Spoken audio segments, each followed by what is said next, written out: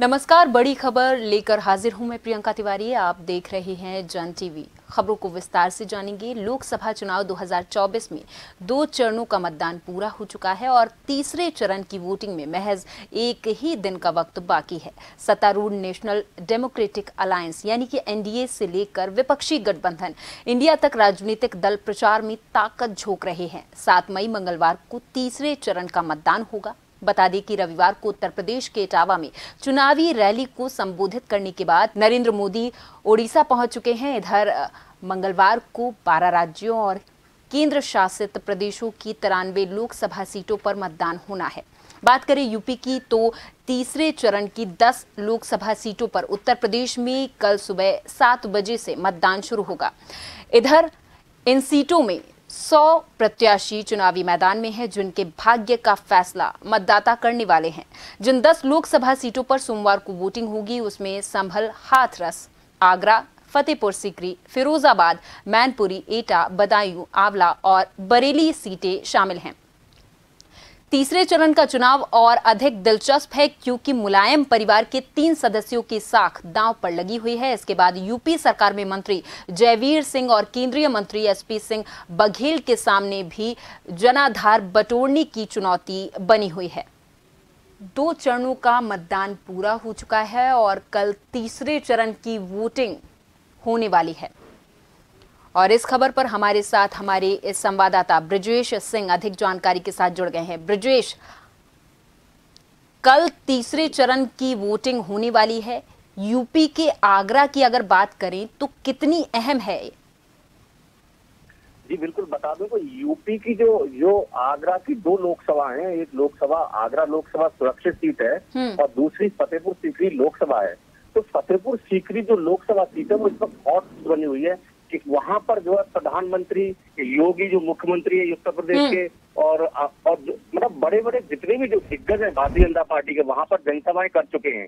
कल भी जो है उप मुख्यमंत्री उत्तर प्रदेश के केशव प्रसाद मौर्य पहुंचे हुए, उन्होंने रोड शो किया है।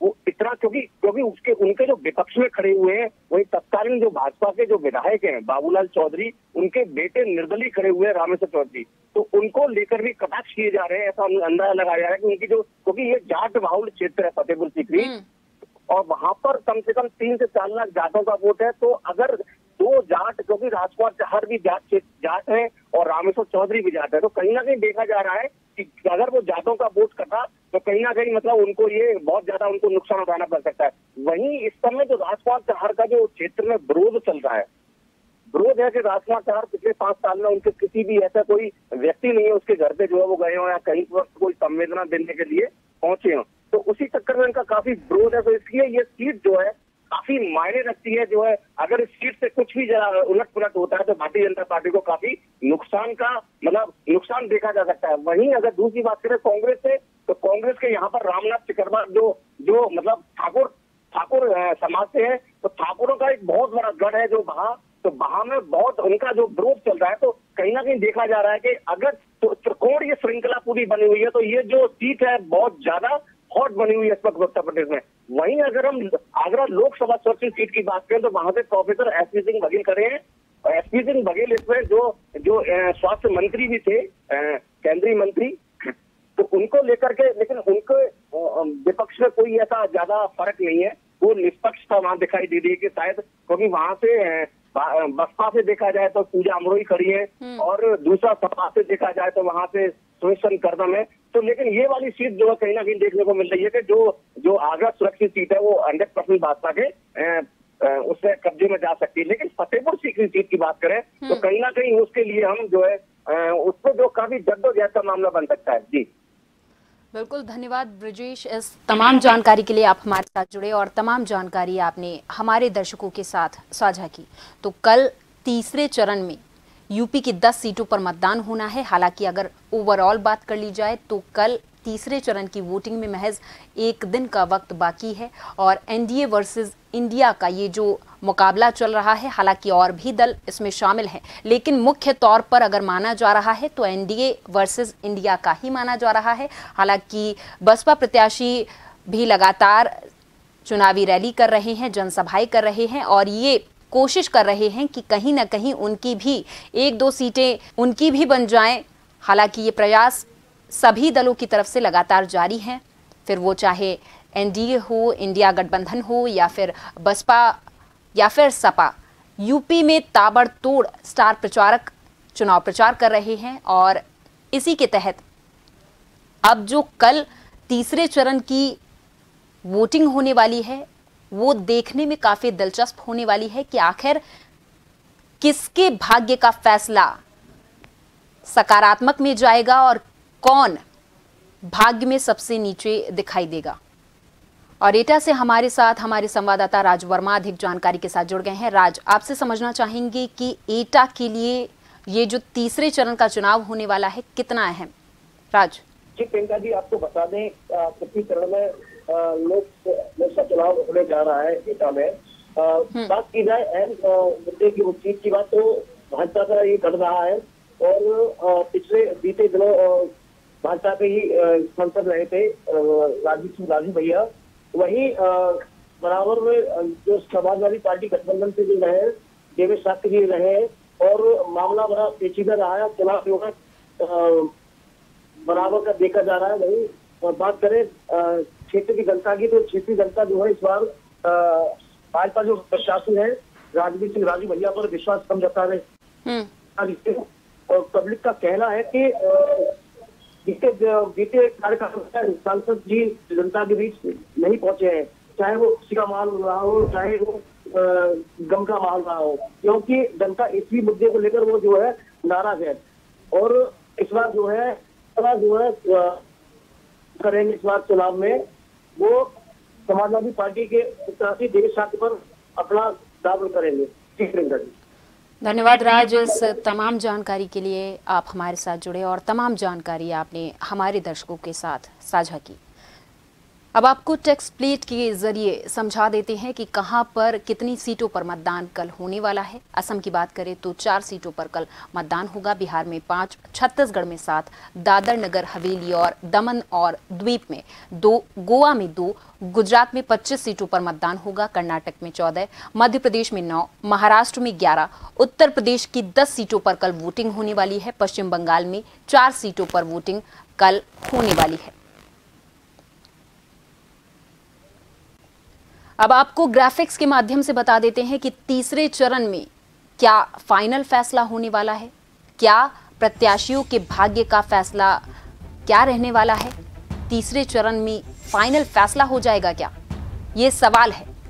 3 कदम पार ये तीसरा पड़ाव, लोकसभा चुनाव का तीसरा चरण कल होने वाला है। 7 मई को तीसरे चरण के लिए मतदान होगा। 12 राज्यों की 94 लोकसभा सीटों के लिए वोटिंग होने वाली है। 2 चरण में 190 सीट पर हो चुका है मतदान। दोनों चरणों में करीब 66% मतदान हुआ है। तीसरे चरण के बाद 284 सीट पर पूरा हो जाएगा मतदान। यहां से हो जाएगा तय कि किसकी बन रही है सरकार। वोटिंग प्रतिशत पर सबकी नजरें बनी हुई हैं। महाराष्ट्र, उत्तर प्रदेश, गुजरात, कर्नाटक, मध्य प्रदेश, पश्चिम बंगाल, बिहार, असम, छत्तीसगढ़, गोवा, जम्मू कश्मीर, दादर नगर हवेली, दमन और द्वीप में मतदान होने वाला है। दिग्गजों की साख दांव पर लगने वाली है। मध्य प्रदेश के विदिशा में शिवराज सिंह चौहान का फैसला हो जाएगा। गुना में शिवपुरी से ज्योतिरादित्य सिंधिया चुनाव लड़ रहे हैं।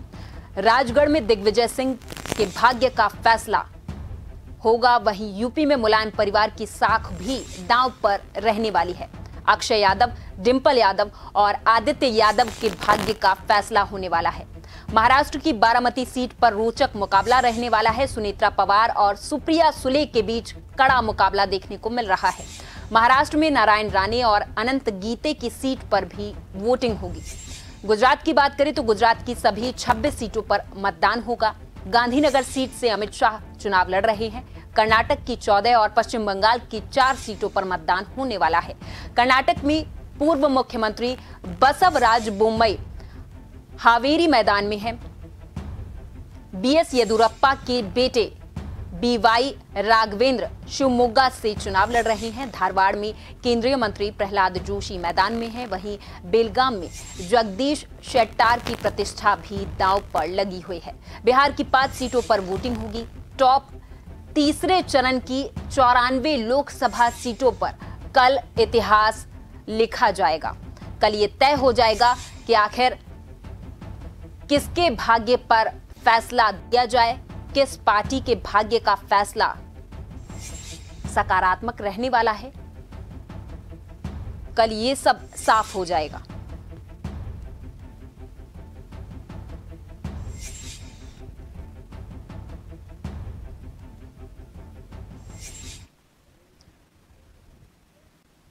और इस खबर पर हमारे साथ हमारे सहयोगी डॉक्टर प्रभात शर्मा अधिक जानकारी के साथ जुड़ गए हैं। डॉक्टर प्रभात, आपसे समझना चाहेंगे कि कल ये जो तीसरे चरण का चुनाव रहने वाला है कितना अहम? देखिए, काफी अहम हो जाता है, क्योंकि देखिए बहुमत का जो आंकड़ा अगर हम देखते हैं, किसी भी सरकार को बनाने के लिए बहुमत का जो आंकड़ा होता है वो यहाँ पर क्रॉस हो जाएगा, क्योंकि 3 सीटों में अगर तीनों चरणों को मिलाते, पहले के 2 चरणों में 190 सीट पर मतदान हो चुका है और अब तीसरे चरण को भी हम शामिल कर लेते हैं तो इन्हें कुल मिलाकर 284 सीट हो जाती है, जो बहुमत के आंकड़े से ऊपर आती है। तो कुल मिलाकर जो इंटरनल सर्वे होता है राजनीतिक दलों का इलेक्शन के बाद, उससे कुछ इनको ये अंदाजा लग जाता है कि चुनाव किस दिशा में जा रहा है। तो इस वजह से तो काफी महत्वपूर्ण कहा जा सकता है। और जैसा कि आपने बताया कि जो राज्य हैं सभी राज्यों में काफी महत्वपूर्ण है, कई दिग्गजों की प्रतिष्ठा दांव पर है।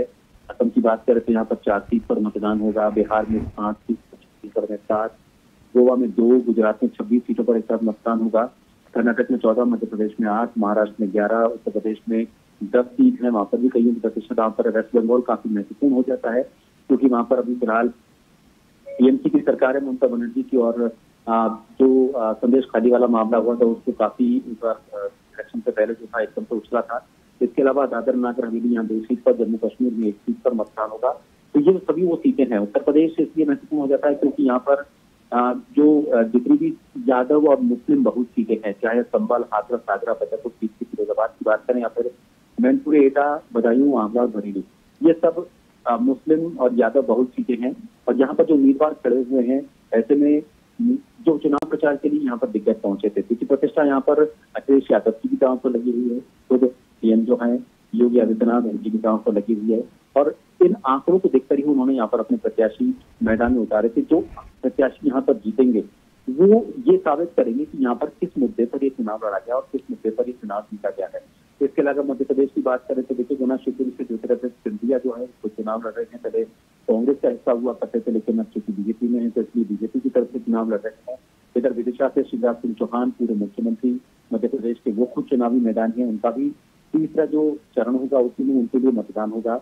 इसके अलावा अगर हम सपा की बात करें तो आदित्य यादव, डिम्पल यादव, अक्षय यादव, यूपी परिवार के जो मुलायम परिवार के जो लोग हैं, उनसे जुड़े हुए जो लोग हैं, उनकी प्रतिष्ठा इस तरह से दांव पर लगी हुई है। महाराष्ट्र काफी महत्वपूर्ण हो जाता है। महाराष्ट्र में भी बारामती सीट पर रोचक मुकाबला होगा। वहां पर सुनेत्रा पवार और सुप्रिया सुरे एनसीपी से हैं, उनके बीच में बड़ा मुकाबला है। महाराष्ट्र में नारायण राणे और अनंत गीते के बीच में मुकाबला है। नारायण राणे जो पार्टी करते थे। गुजरात जो खुद गृह राज्य है मुख्यमंत्री का, यहाँ पर 26 प्रधानमंत्री का, उनका 26 सीटों पर एक साथ यहाँ पर मतदान होगा।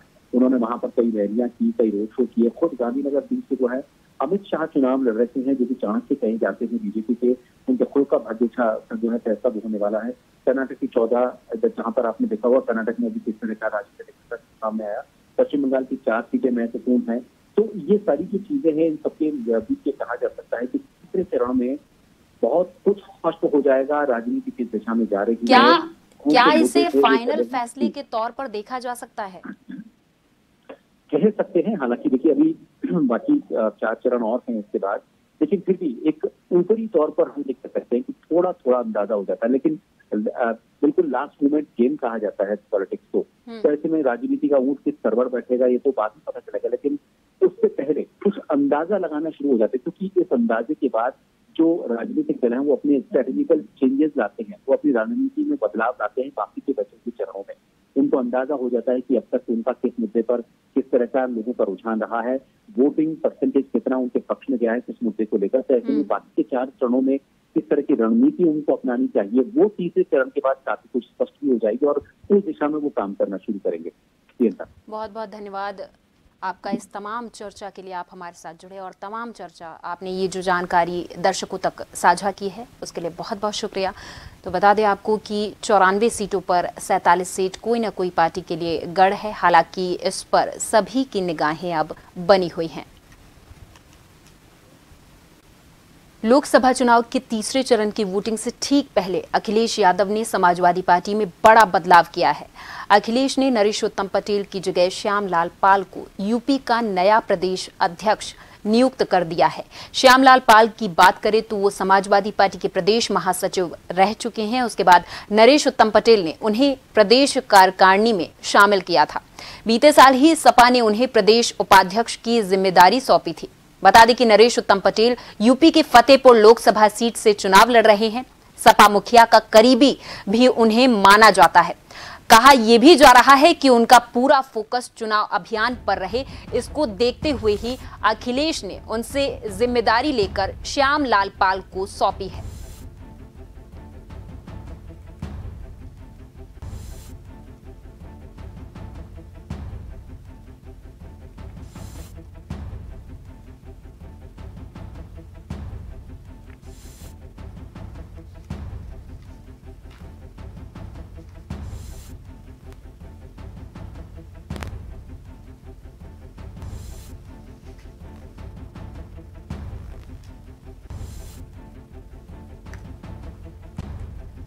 प्रवर्तन निदेशालय यानी ईडी ने सोमवार को झारखंड के रांची में राज्य के एक मंत्री के करीबियों के कथित तौर पर जुड़े ठिकानों पर तलाशी ली, जहां पर ईडी को बड़ी संख्या में नकदी बरामद हुई है।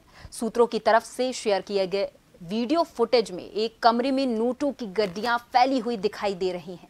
बताया ये जा रहा है कि ये ग्रामीण विकास मंत्री आलमगीर आलम के निजी सचिव के ठिकाने से बरामद हुई हैं।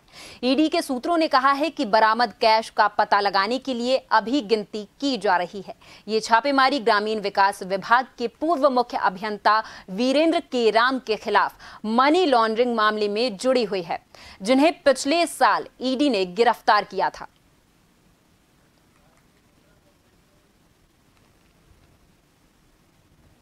और इस खबर पर हमारे साथ हमारे सहयोगी राकेश मिश्रा अधिक जानकारी के साथ जुड़ गए हैं। आपसे समझना चाहेंगे कि ये जो मामला है, इस पर अभी तक क्या कुछ स्थिति सामने हो पाई है?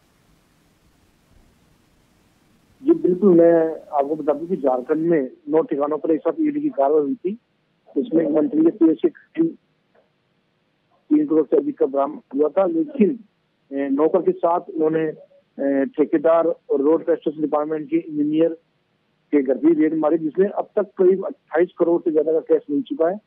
ईडी की लगातार कार्रवाई अभी जारी है। जी प्रियंका, आपसे ये भी समझना चाहेंगे कि ये जो कार्रवाई की गई है, ये किस मुद्दे से जुड़ी हुई है? अभी तक इसमें क्या क्या सबूत सामने आए हैं और क्या कुछ स्थिति अभी बन सकती है?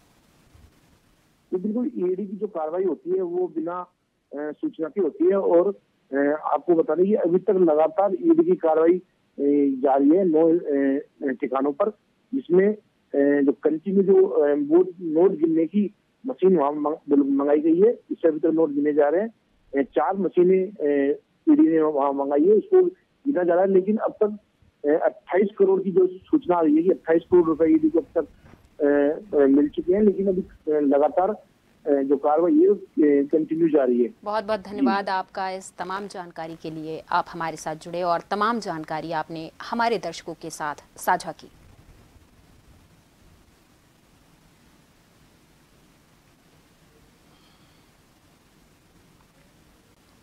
झारखंड के मंत्रियों से जुड़े व्यक्तियों पर ईडी की छापेमारी में भारी मात्रा में नकदी बरामद होने के बाद बिहार के उप मुख्यमंत्री सम्राट चौधरी ने तीखी प्रतिक्रिया व्यक्त की है और कहा कि वे सभी चोर हैं, चाहे वो लालू प्रसाद का परिवार हो या शिबू सोरेन का परिवार। उन्होंने देश को लूटा है और जब सरकार कार्रवाई करती है तो इससे उन्हें पीड़ा होती है। प्रवर्तन निदेशालय यानी ईडी ने दावा किया है कि उसने झारखंड के एक मंत्री के सहयोगी से कथित तौर पर जुड़े परिसरों की तलाशी के दौरान भारी मात्रा में बेहिसाब नकदी बरामद की है।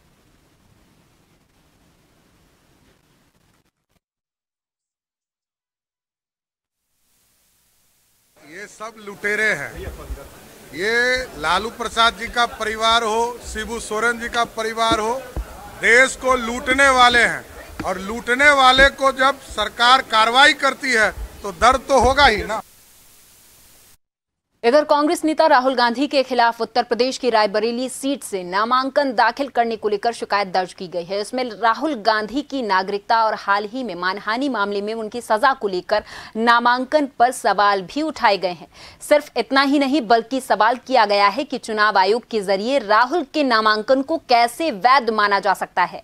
राहुल ने शुक्रवार को रायबरेली से नामांकन किया है। राहुल के खिलाफ शिकायत दर्ज करवाने वाले व्यक्ति का नाम अनिरुद्ध प्रताप सिंह है, जिनकी ओर से वकील अशोक पांडे ने इसे दायर किया है। वकील ने रायबरेली के रिटर्निंग ऑफिसर के पास राहुल के खिलाफ शिकायत दर्ज करवाई है। इसमें कांग्रेस नेता की नागरिकता और उनकी सजा के आधार पर उनका नामांकन रद्द करने की मांग की गई है। राहुल गांधी को मानहानि मामले में 2 साल की सजा हुई थी, जिस पर सुप्रीम कोर्ट ने रोक लगा दी थी। वकील अशोक पांडे ने कहा कि पहली बात, राहुल गांधी को 2 साल की सजा हुई है, वो चुनाव लड़ने के लिए अयोग्य हैं। भले ही सुप्रीम कोर्ट ने राहुल गांधी की सजा पर रोक लगा दी है, लेकिन अफजाल अंसारी जैसा कोई फैसला नहीं दिया है जिसमें उन्होंने कहा हो कि वो फिर से चुनाव लड़ सकते हैं। राहुल की सजा पर रोक के फैसले में चुनाव लड़ने की इजाजत मिलना शामिल नहीं है, इसलिए उन्हें अब पीछे हटना चाहिए। वकील ने आगे कहा कि दूसरी बात यह है कि 2006 में एक बार फिर जब राहुल गांधी ने अपनी नागरिकता ब्रिटिश बताई थी, ब्रिटिश नागरिक होने के नाते वो संवैधानिक रूप से चुनाव नहीं लड़ सकते। मेरी शिकायत के बाद राहुल गांधी के प्रतिनिधि को बुलाया गया है और मेरी शिकायत स्वीकार भी कर ली गई है।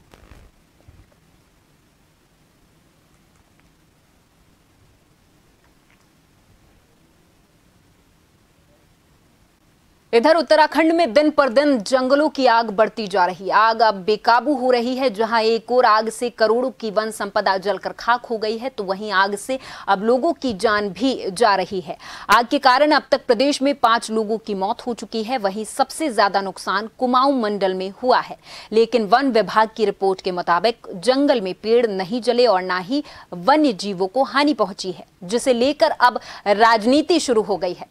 कांग्रेस के वरिष्ठ नेता सूर्यकांत धस्माना का कहना है कि आग अब आबादी वाले इलाकों में फैलने लगी है। 1,500 हेक्टेयर में आग लगने के बावजूद भी वन विभाग के अधिकारी अपनी नाकामियों को छुपाने के लिए झूठ बोल रहे हैं।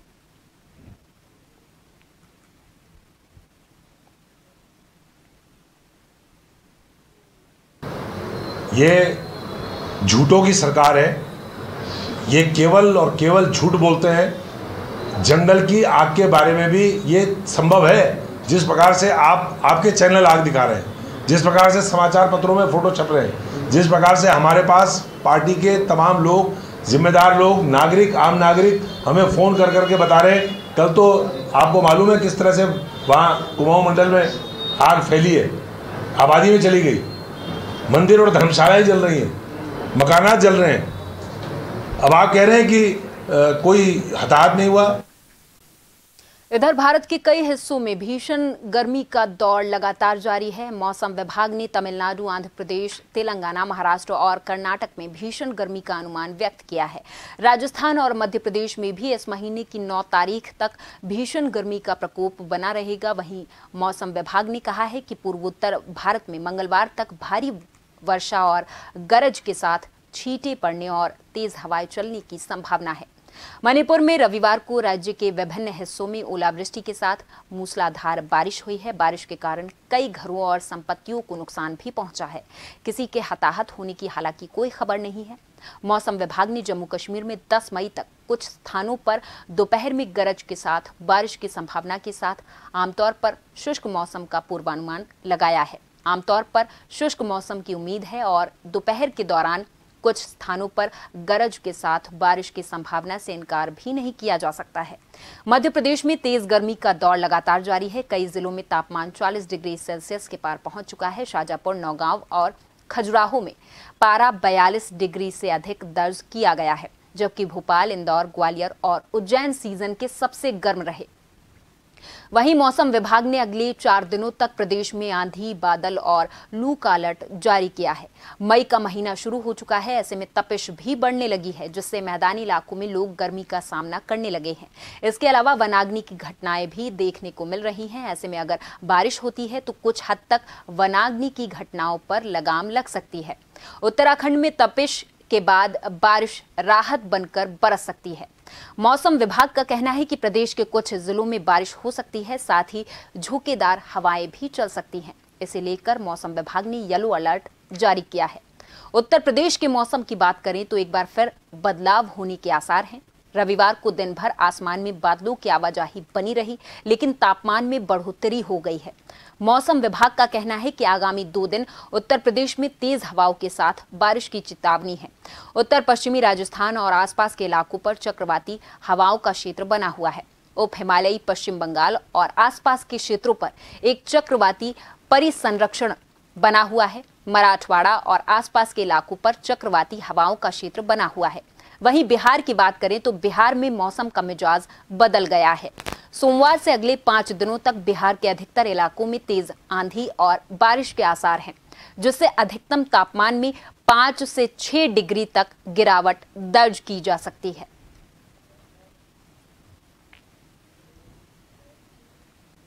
और इसी के साथ बड़ी खबर में अभी के लिए मेरे साथ बस इतना ही। आप देखते रहें जन टीवी। नमस्कार।